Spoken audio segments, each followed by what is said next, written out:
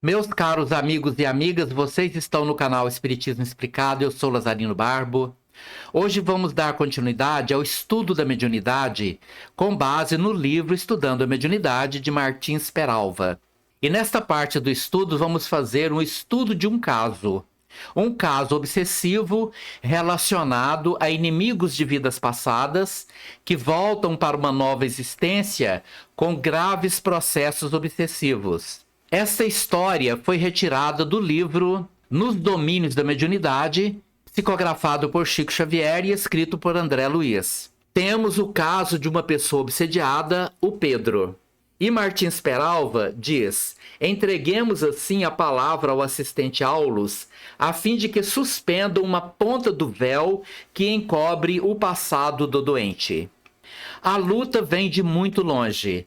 Não dispomos de tempo para incursões no passado, mas de imediato podemos reconhecer o verdugo de hoje como vítima de ontem. Então, hoje, o obsediado foi o criminoso do passado. Aquela pessoa que foi no centro buscar ajuda é uma pessoa que cometeu um crime horrível no passado.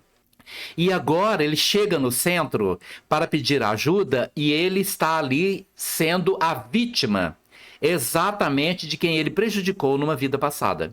Na derradeira metade do século passado, Pedro era um médico que abusava da missão de curar.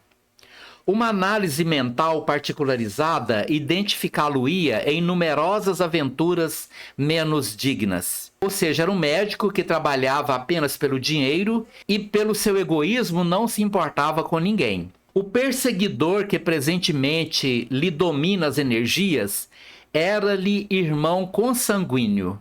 Então o inimigo de hoje, obsessor, no passado era um irmão dele, cuja esposa nosso amigo doente de agora procurou seduzir.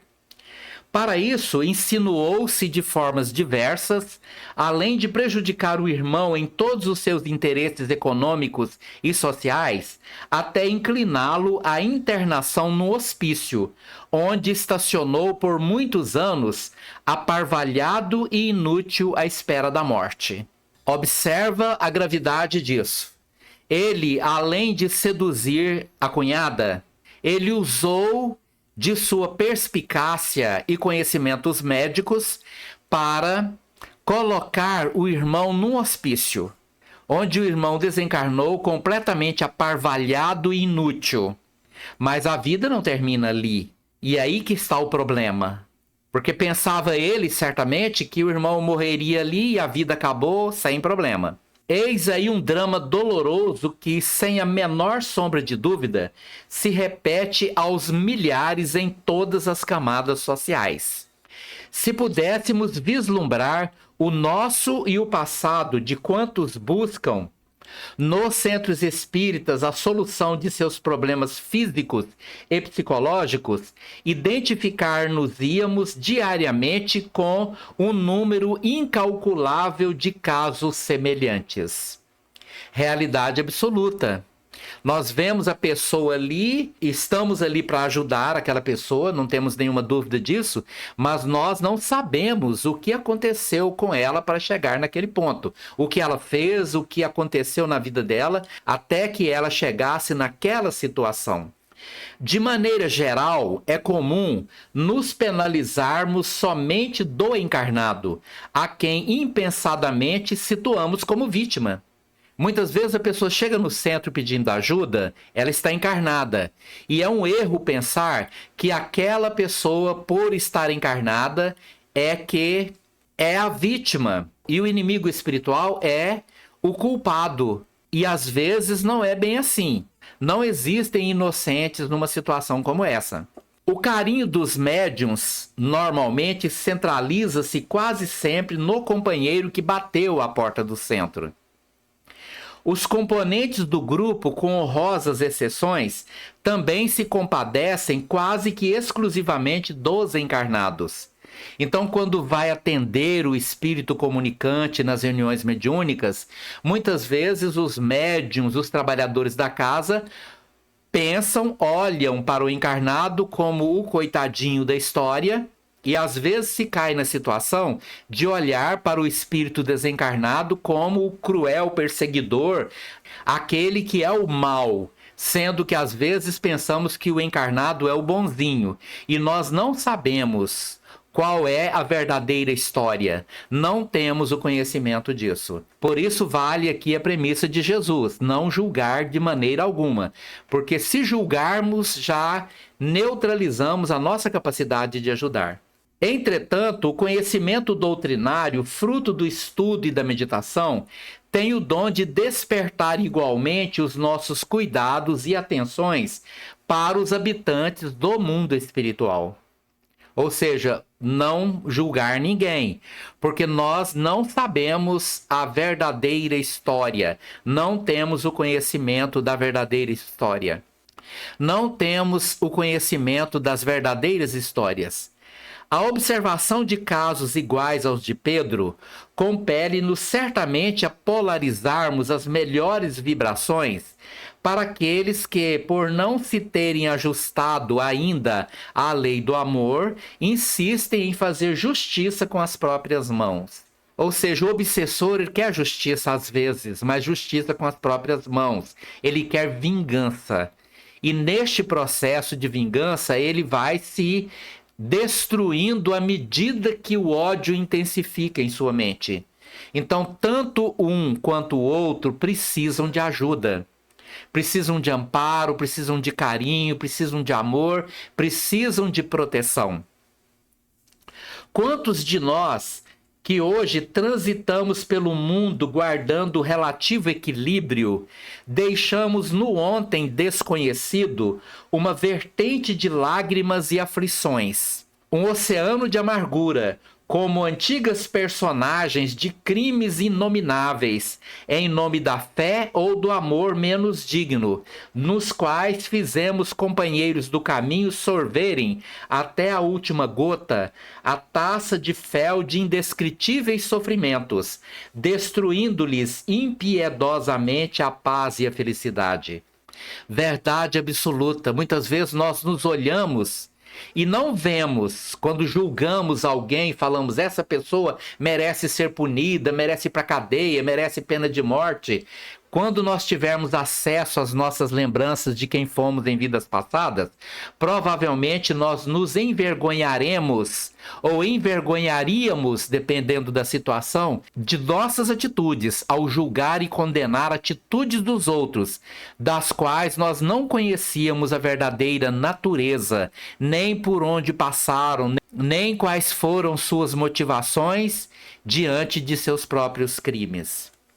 Não é justo, pois, olhemos carinhosamente para os desencarnados que reencontram os verdugos, a fim de que uns e outros, envolvidos pelas nossas vibrações de fraternidade, possam ser amparados em nome da divina compaixão. O justo é isso, é que eu não tome partido, eu não diga você está certo, você está errado. O que eu tenho que fazer como trabalhador espírita, seja médium psicofônico ou seja esclarecedor, é tratar tanto um contra o outro de maneira igual, sem julgar ninguém, agindo compreensivamente, fazendo com que nossas palavras sejam de conforto, sejam de esperança, sejam de perdão, sejam de amor, para envolver essas pessoas em sentimentos bons, para que nós não venhamos a julgar ninguém, porque se julgarmos e expressar até mesmo em pensamento esse julgamento, nós interferimos mentalmente naquilo que nós poderíamos ajudar, nos incapacitando para dar qualquer auxílio. A postura deve ser aquela de quem compreende a situação e não julga nem condena absolutamente ninguém. Fechar a porta do nosso coração pela indiferença ou pela hostilidade aos desencarnados é como se expulsássemos da porta de nossa casa, em noite tempestuosa, o faminto e o trôpego, o doente e o nu que, palmilhando cegos e desorientados, as ruas da incompreensão, nos estendessem súplices as mãos esquálidas. Se nós, no trabalho mediúnico, diante de espíritos que têm débitos uns com os outros, nós, de alguma forma, os tratássemos com desleixo, com antipatia ou com hostilidade, nós estaríamos expulsando de nossa vida a oportunidade de ajudar alguém que precisa de nossa ajuda.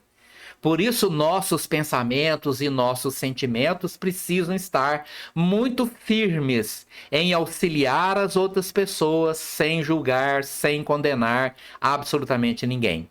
Nunca ajudaremos um espírito endurecido no ódio, menosprezando-o ou ridicularizando-o. Jamais. Jamais. Para ajudar um espírito endurecido no ódio, eu preciso me colocar de igual para igual com ele. Eu preciso dizer, meu irmão, eu não estou aqui para te julgar, porque certamente eu já cometi erros muito piores do que o seu. Mas eu quero aqui ajudar você. Não posso resolver seus problemas, mas eu posso com certeza ajudar a cuidar de você, curar as suas enfermidades, tratar de você com aquilo que eu tenho no momento, que é te dar um copo d'água se você tiver sede, te dar um remédio se você estiver sentindo dor, porque a ajuda maior, essencial, será doada com certeza pelos espíritos trabalhadores.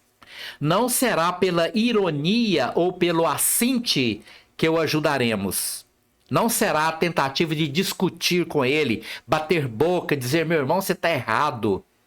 Você não pode, não deve fazer isso. Eu não tenho poder para isso. Se assim eu agir, estarei julgando. E o julgamento já me impede de ajudar. Não será pelo desapreço à sua desventura que lhe conquistaremos a confiança. Não será desse modo que lhe converteremos a alma enferma numa ânfora onde coloquemos o licor da esperança, consagrando felizes entre vítimas e verdugos as núpcias da reconciliação. Ou seja, eu não posso me colocar nem acima nem abaixo dele. Pelo contrário, de igual para igual, irmão com irmão. Irmão para irmão. Ele cometeu erros que provavelmente eu tenho piores na minha história passada. Então, naquele momento, eu sou o portador do auxílio. Não o julgador, não o juiz, não o promotor. Eu sou a pessoa que está ali para ajudar. Muito bem, meus queridos irmãos e irmãs. Na próxima semana, nós vamos continuar a análise desse caso de obsessão espiritual, para que nós possamos entender em profundidade como funciona e como nós, trabalhadores mediúnicos, podemos fazer para ajudar esses espíritos. Muito obrigado pela sua atenção. Se você gostou desse vídeo, deixe aí o seu like. E na próxima semana vamos continuar a análise desse caso.